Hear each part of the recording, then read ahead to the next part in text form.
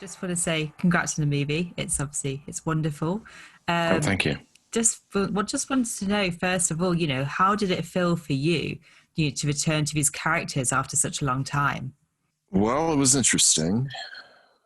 We had taken a long break from them. It had been the last time we wrote them on Bogus Journey would have been early 1991. And it was about 20 years away from the characters. And so I think we started talking about a third movie with Alex and Keanu in 2008, but Ed and I didn't actually sit down to write Bill and Ted until 2010. And I think we were both a little nervous about it, a little unsure. Can we still, what's it going to be like to do these guys? We haven't done them in a really, really long time. And then the first thing we wrote was that wedding scene. And I think one of the very first things we wrote was their toast to Missy and Deacon. And by the end of that, and it just sort of flowed. And we realized pretty quickly, like, that's kind of like riding a bike. I mean, it's Bill and Ted. We still know them. We still feel them. It was great. It was wonderful. They're a great company, these guys. So they're fun to spend time with. Yeah, and as you say, it's sort of been in the pipeline for a while, but why now has it? It came out last year. Sort of why this time? And nobody wanted to finance it, is what it amounts to. We went out in 2011, and we were all gung ho and thought we had a pretty funny script, and the guys were into it. And we just got gunned down. Like, nobody wanted to do it, and nobody wanted to do it for years and years. And I think it was probably John Wick played a pretty significant role in changing that. But it worked out. I mean, actually, as things sometimes do. 2020 was a fortuitous time for it to come out in a way. I think there was a lot of pain and fear and loneliness and anguish and et cetera. And Bill and Ted, I would like to think, spoke to that a little bit. So it all worked out. And how do you feel about it being, a lot of people said it was comforting during the pandemic, and, the sort of perfect tonic, like all is what we needed, the hopeful notes in it. I'm delighted. To the degree that that's true, that's really wonderful. Obviously we couldn't have known that, and we certainly didn't plan that and had no idea. But if it made anybody feel better and gave anybody a little bit of a shot in the arm, it made me feel better. So that's great. I'm very happy to hear that, Emily. I suppose, were you nervous in any way about how these characters would work in today's world? Once we started writing them and got into it, and we thought they were funny, I think we felt that they were viable, that it was what we were doing was valid. We certainly didn't want to try to preserve them as like teenage boys. We knew from the very start, and Alex and Keanu knew from the very start, they had to have grown up. They had to be adult men. They had to be dads. They had to be husbands, and they had to be failures, really. And by doing all of that stuff, we felt we could access them as human beings, and they made sense to us. And we felt that it was coming from a deeper place, some pain. And that's where better comedy usually comes from, actually. Yeah, there's a certain like tinge of sadness to it, like a melancholy. As you said, the theme of failure is quite prevalent in the movie, which is different compared to the previous two. Yeah, although I mean, I've thought about this now because I've thought about Bill and Ted some over the last year or so, and I think in many ways there was kind of darkness and pain in all of them, and we didn't really. The first one is so kind of buoyant and ebullient and high spirited that you don't really feel it, but they're very unloved. These two boys, they have no mothers, and their fathers are very unkind to them, and so they really don't have anybody, and so there's a kind of a loneliness to. They have each other, obviously they have each other, and then the second one is really dark and really steeped in kind of self-hatred and self-destructiveness, and then this one it's about failure. The seeds of that were in the first two. We had to decide. Well, it wasn't even a decision. We knew that they couldn't be giant rock stars. They couldn't be John and Paul or Mick and Keith, and who'd had a falling out, and they were both living in giant mansions, and they succeeded, but now they have to come back together. We didn't like that. We didn't think there was anything funny about that. But the idea that 30 years after being told they were going to save the world, they hadn't done it, and they were just still struggling and toiling away, that seemed like it had a lot of comedic potential to us. And the sense of failure is not just Bill and Ted. You also have the character of Dennis, who I think is the MVP of the film. He's hilarious. I suppose, where did he come from? He was a late entrance into the story.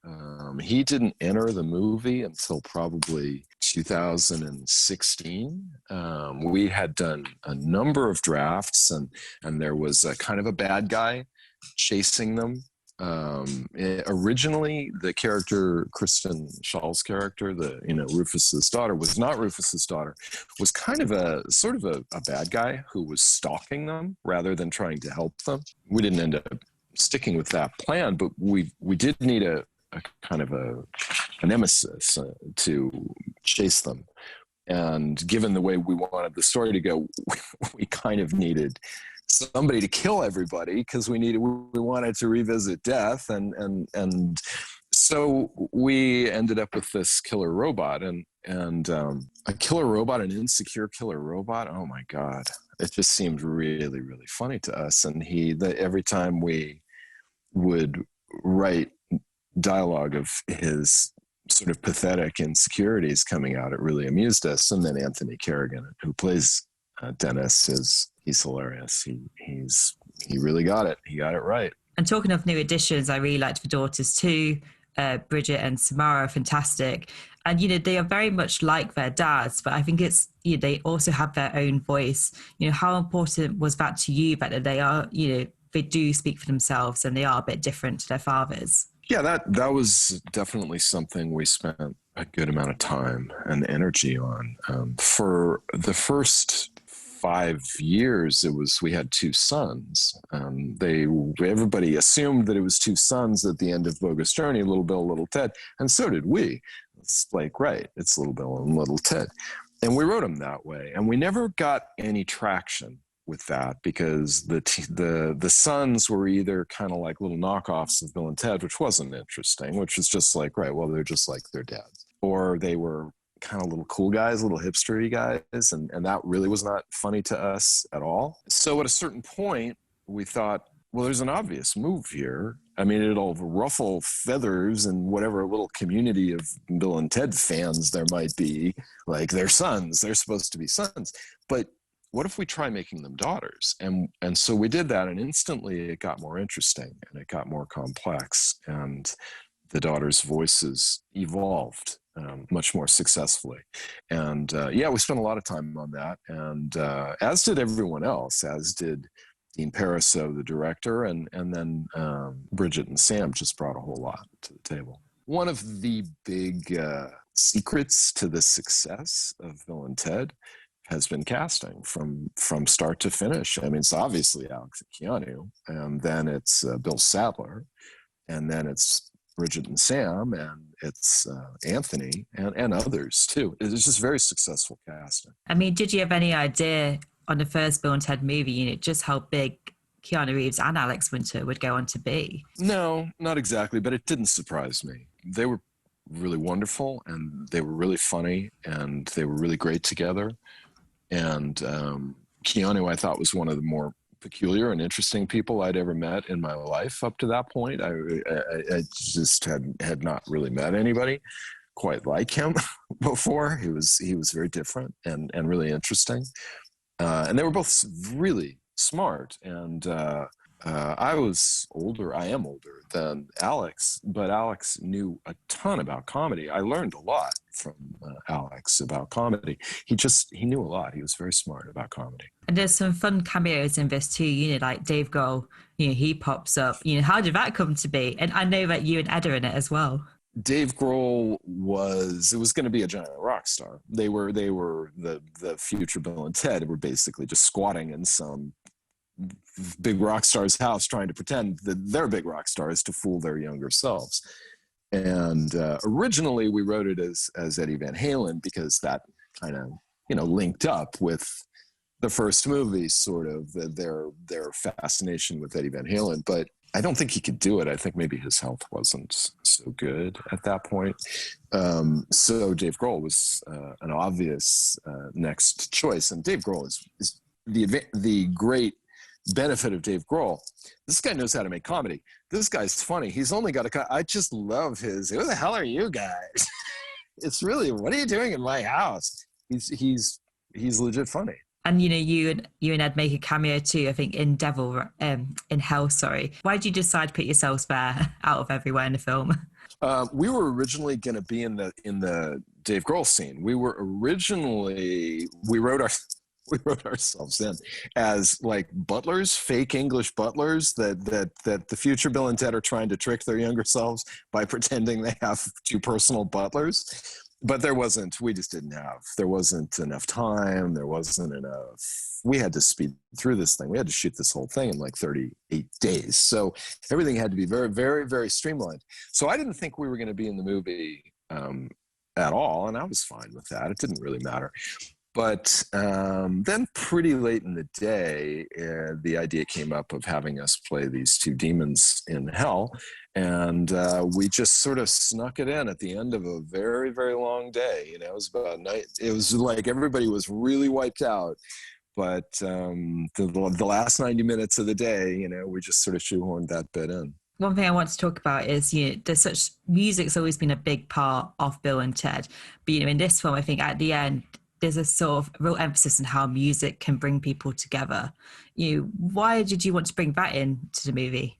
It felt like it had to end with a song. Like that was inevitable. How else? What other possible ending could there be? There was going to be a song, and it was going to be a song that ultimately their daughters were going to be the architects of, not them. That's something that they came to understand. The nature of the song was very, very challenging, because when you set out like, this is the greatest song, this is the song that's going to save the world, you're just doomed. You're just doomed. It's like saying this poem is the greatest poem ever written, and I will now read it. I mean, you're just setting yourself up for such a pie in the face. So I think Dean Paraso, the director, had the very, very smart idea of making it more about the process of creating this song. That really what saves the world is, it's hopefully, I mean, I think he did a good job creating a piece of music that's enjoyable in its own way, and it's on its own terms. It's a nice piece. But what's driving it is everyone working together to play together. That's what can save the world. We all need to play together. And that idea, I think, resonates. And that was Dean's idea. It was a really good idea. As you said earlier, like once you got back writing Bill and Ted, it was just like riding a bike. How quickly did Alex and Kiana, fall back into character? Because it's been a while since they've played them. I imagine it was easy because it is those two. Well, I imagine it was, but they just never would do it. Ed and I always wanted them. They wouldn't do it. They just were religious about not doing it. We always hoped that this time maybe they'd break into Bill and Ted, but they really didn't until basically we got on the set. I think they wanted to keep it. My understanding is maybe the day before, the two of them were like, all right, it's time. And they broke it out and between themselves and had it ready. I think they wanted to preserve it, not waste it in a way, because film's funny that way. You want the best stuff. That awful feeling of like, oh no, it was better in rehearsal. Oh no, we were better 2 days ago. You don't want that on film and in comedy. So I think they were right. But for Ed and myself, it was like, damn, when are we going to get to see them play Bill and Ted again? It was like, for me, it was like wanting to hear John and Paul play together again. Like somehow John and Paul, like we had the chance to see John and Paul together again. And maybe they were going to play a song, but it just didn't really happen until the set. So obviously you've been on this journey for a while now. Like I understand you and Ed came up with it, an improv group. what would you say is like your personal highlight from this experience so far? If you could just pick one moment. We came up with these guys in 1983, so it's coming up on a 4-decade journey now. So, wow. I mean, different highlights for each film. The first film, I mean, it was fun just making it. It was very exciting to make them up. It was very exciting to write them. We had a lot of fun and a lot of laughs writing them. The first one was very joyful experience. We were all really young, and it was very lively. And the director, Steve Herrick, created a really fun set. And the second one was darker in tone, and me and Ed were in a whole different place, so it was a little more stressful. But I really like the second movie, actually. I'm really proud of the comedy in particular in the second movie. I think the second movie is definitely, from my standpoint, it's the funniest because it's the weirdest. It's really, really weird. Some of the jokes are just very bizarre. I'm really proud of it. I think it's very funny. And then this one, kind of just pulling it back together after all these years and being on the set with the guys and watching them do Bill and Ted again was rather profound, actually. Yeah, I imagine it was quite moving in a way. Yeah, there was a day when we were filming the prison scene, which is a very difficult scene to shoot because it was 100 degrees in New Orleans. Yeah, I know. Hot. All loaded up, humid, really difficult shooting circumstances. And they'd finished a day of being in the suits, and now they were out of their suits. And it was sort of the end of the day, and I guess we were getting the reverse of our Bill and Ted, so to speak. But it had been a really, really hard day, and a really difficult day. And I was just sort of hanging out, and there were Alex and Kiana just sort of waiting for the lights to be set up or waiting for the camera to be set up or something. They were just sort of hanging out waiting for the next shot, and they were just laughing hysterically together, and they were so delighted in each other's company, and there was such a natural, beautiful camaraderie to it. And I thought, wow, man, that's very central to this whole thing. The way these two guys, I mean, I can't say they love each other because that's not for me to say. They sure like each other a lot. That's been a huge part of Bill and Ted all these years. Yeah, you can just tell it just comes across on screen so well. Got one last quick question, I suppose. What are you working on next? And I suppose fans do want to know, can you ever see Bill and Ted 4 on the cards at some point in the future? I can't, actually. I just can't see it. I think 3 is really the right number. It's a beginning and a middle and an end, and I can't for the life of me. I mean, I suppose maybe the daughters could have their own story. If that were to happen, and I certainly wouldn't be opposed to it, I wouldn't be the right writer for it. I'm almost 62 years old. It would be like find some really, really funny young women and have them write it. And I think that was a great idea. So if that happened, that's great. I'm done with Bill and Ted myself. I don't really have anything more to add. I think we've completed the story, and I feel good about it.